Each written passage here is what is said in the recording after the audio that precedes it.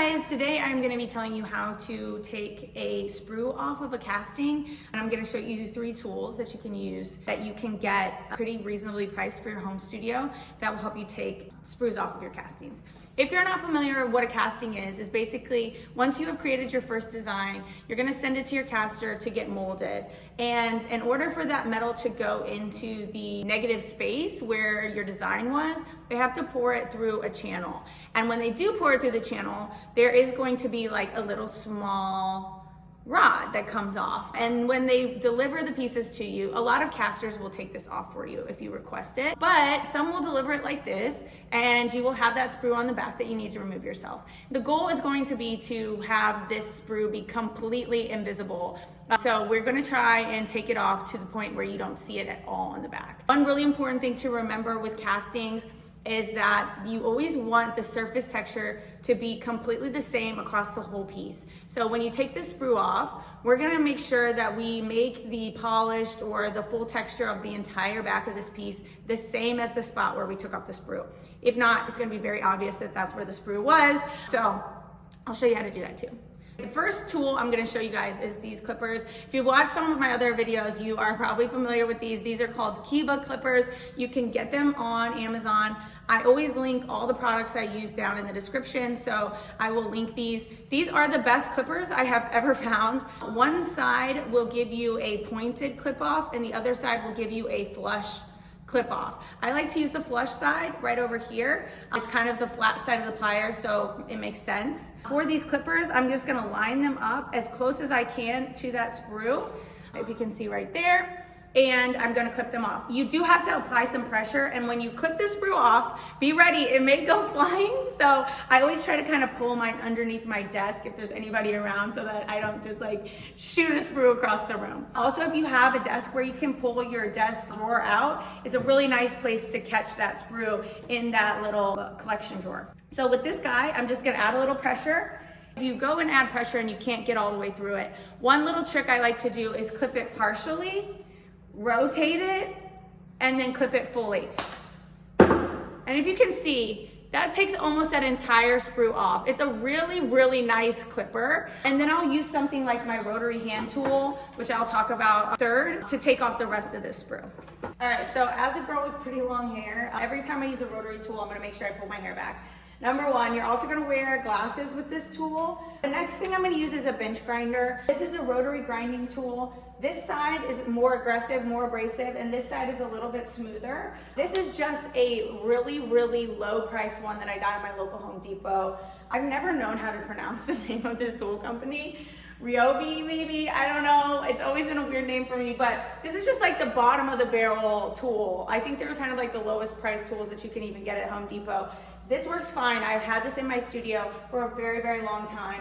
It's gonna be best if it's anchored down into a table. I have mine here on a cinder block so that I have a good amount of pressure that I can push. Also, with all of these tools, it's best to do it on a really heavy desk or a very heavy table, so you're able to really push your body weight into these tools to grind these pieces off when you need to.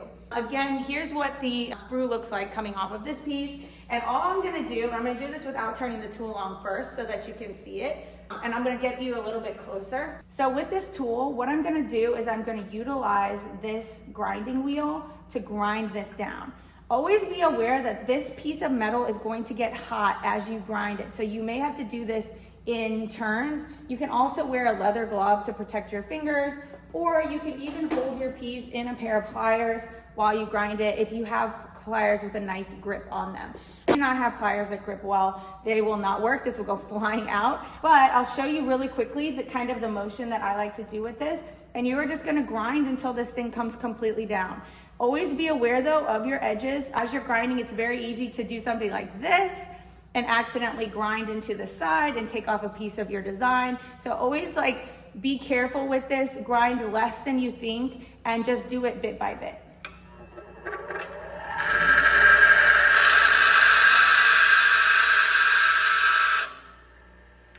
So So this guy got a little bit hot as I started to grind him, so I throw him really quickly in a towel. You can also do the same thing by throwing it in a small cup of water. Back when I was doing large scale production, I would always have a little cup of water here and I just throw it in, pull it out, grind, throw it in, pull it out, grind, and you can kind of get into a nice little process that way. But if you look here and you look at the sprue, you can see that it starts to grind down little by little, and eventually this whole thing will be gone. This is a really nice way to remove just a little bit of excess. I actually sometimes like to combine these two processes where I'll clip it off with the Kiva clippers, and then I'll use the rotary grinding tool to get that last little bit off of this little nub before I go into my rotary hand tools. So I might clip it all off and then hit it real quick and grind it down a little bit more. Okay, so you can actually take your entire sprue off with a hand tool. If all you have is a flux shaft, you can absolutely use a sanding wheel with a heavy grit to take all this off. Again, I'm gonna link the exact grit that I use, the exact tools I use down below in the description. You can utilize this head on your flux shaft to take the entire thing off. It's gonna take some time, but you can do it. But this is also the last tool that I will use to remove a sprue, take that very little bit off after I've used the grinder. So I will just grab this sandpaper tool in here. And again, I'll just make sure I have a really nice grip on my casting here, and I'll pull it up against my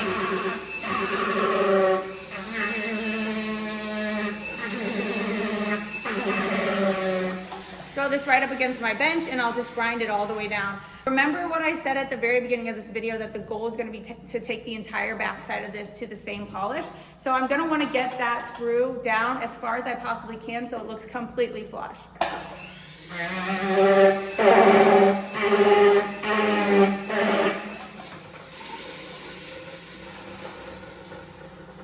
While you use your grinding wheel, this can also get hot again. So keep your towel next to you, keep your water next to you.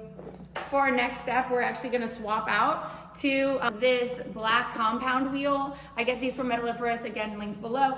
This is a really aggressive compound that is just some little granulated pieces of silicone that is gonna polish this down and remove the last little bit of this sprue.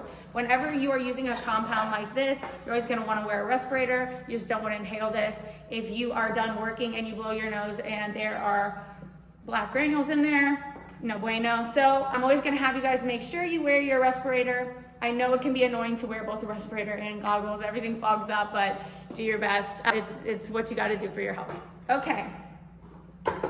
Last but not least, our last and final step. And again, you can do any of these steps, either the grinder, the Kiva clippers, or the rotary Dremel tool to get the initial sprue off. That will take the sprue completely off for you.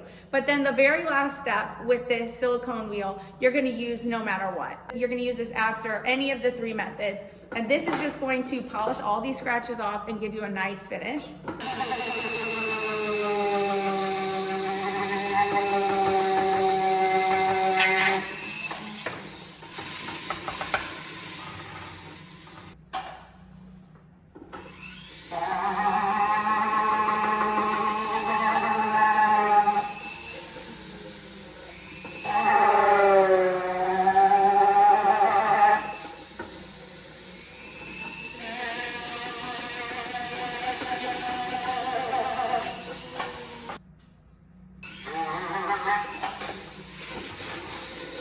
So as you can see, my very final step is to just run that entire black silicone wheel across the entire back of this piece so it all has the same finish, so that the sprue spot isn't really sticking out.